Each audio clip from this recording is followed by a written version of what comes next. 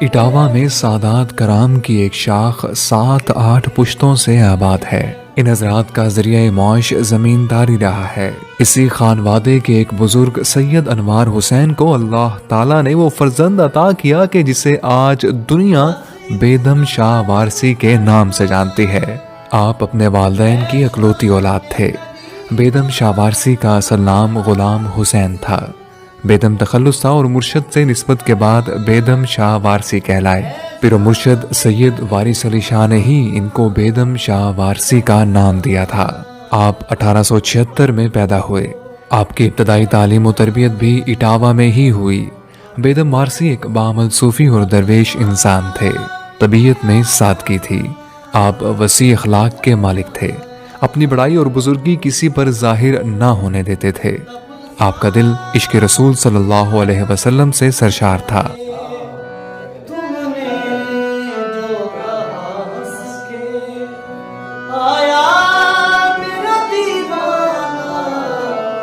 ظاہرداری اور ریاکاری سے بیدم کو سخت نفرت تھی۔ آپ مشاعروں میں عامیانہ شرکت سے اجتناب کرتے تھے۔ بیدم وارسی کی طبیعت میں شاعرانہ وجدان فطری طور پر ودیعت تھا۔ شاعری سے لگاؤ آپ کو آگرہ لے گیا، جہاں آپ آتش مرحوم کے شاگرد حیدر مانک پوری کے جانشین نثار اکبر آبادی کے حلقہ تلامذہ میں شامل ہو گئے۔ اپنے استاد نثار اکبر آبادی کے فیضان صحبت سے جلد ہی نعت کو شاعر کے طور پر مشہور ہو گئے۔ موقع محل کی مناسبت سے فوری اور فی البدیہہ شعر کہنے میں بیدم کو خاص ملکہ حاصل تھا۔ اقبال جیسے شعراء بھی بیدم کی مصاحبی پر بہت نازاں تھے۔ بیدم جب کبھی لاہور آتے تو علامہ اقبال ان سے ضرور ملتے تھے۔ ایک دفعہ لاہور میں بیدم اور اقبال تانگے پر سوار کہیں جا رہے تھے تو اقبال نے بتایا کہ ہم تو لاہور قلعہ جا رہے ہیں، جہاں ایک مشاعرہ ہو رہا ہے اور آپ کو بھی وہاں اپنی ایک غزل سنانا ہوگی۔ بیدم یہ سن کر چونکے اور حسب عادت انگلی میں چابی گھمانے لگے اور راستے میں ہی غزل کہہ ڈالی۔ اسی غزل کا ایک مشہور شعر ہے: مجھے روتے جو دیکھا کر لیا پھر وصل کا وعدہ، پھر ایک بہتے ہوئے پانی پہ بنیاد مکاں رکھ دی۔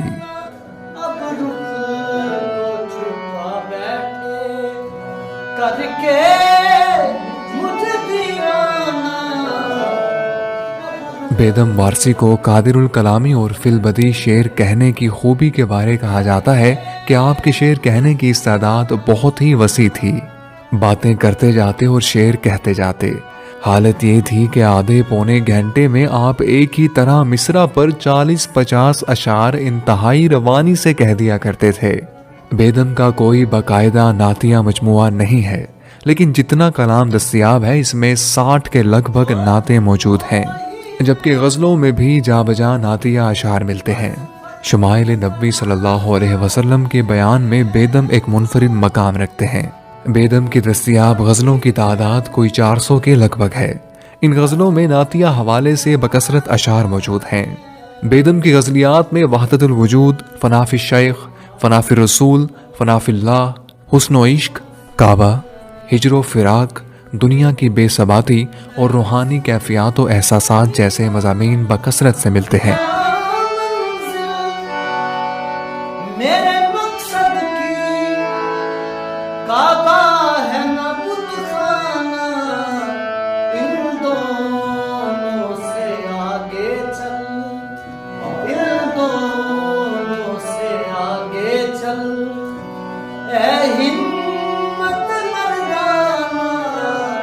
ایک درویش اور صوفی شاعر جس کو شہرت اور عزت افزائی کا چندہ شوق نہ ہو، وہ اپنے کلام کو سنوارنے کی طرف کیوں کر متوجہ ہو سکتا ہے؟ یہی وجہ ہے کہ ان کا اکثر کلام زمانے کی دست برد کا شکار ہو گیا۔ تمام عمر کسی اہل دنیا کی مدح سرائی نہیں کی اور نہ ہی اس کی تعظیم کو سراہا۔ آپ ہمیشہ رات کے آخری حصے میں ذکر و فکر سے کبھی بھی غافل نہ رہے، ملنے والے سے ملنے میں سبقت کرتے اور وزاداری کے ہمیشہ پابند رہے۔ آپ نے انتہائی فقیرانہ زندگی گزاری۔ اول دوسروں کی غزلیں سن کر گنگنایا کرتے تھے۔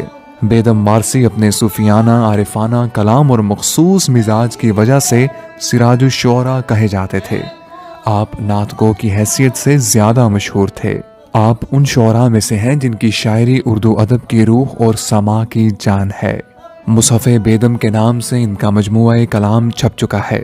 1936 میں حسین گنج لکھنؤ میں ان کا انتقال ہو گیا۔ وصیت کے مطابق انہیں دیوا شریف لے جا کر شاہ اویس قبرستان میں دفن کیا گیا۔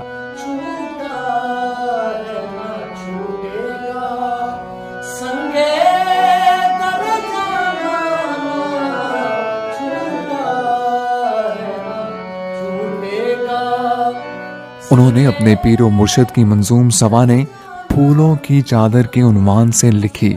پیر و مرشد سے آپ کو حقائق معارف کی روشنی اور چاشنی ملی۔ آپ نیک صحبت کی برکت سے نعت کی طرف متوجہ ہوئے۔ جب کبھی کوئی غزل منقبت لکھتے تو سب سے پہلے آستانہ وارسی پر سناتے اور پھر بعد میں کسی اور کو سناتے۔ آپ کی شاعری میں صوفیانہ اور عارفانہ کلام کے علاوہ صنفی طور پر بھجن، ٹھمری، دادرا اور پوربی بھاشا کے کلام ملتے ہیں۔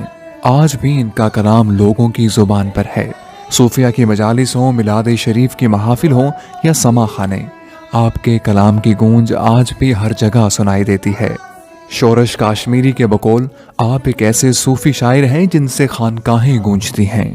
بیدم مارسی کا ہی شعر ہے، اسی خاک آستاں میں کسی دن فنا بھی ہوگا، کہ بنا ہوا ہے بیدم اسی خاک آستاں سے۔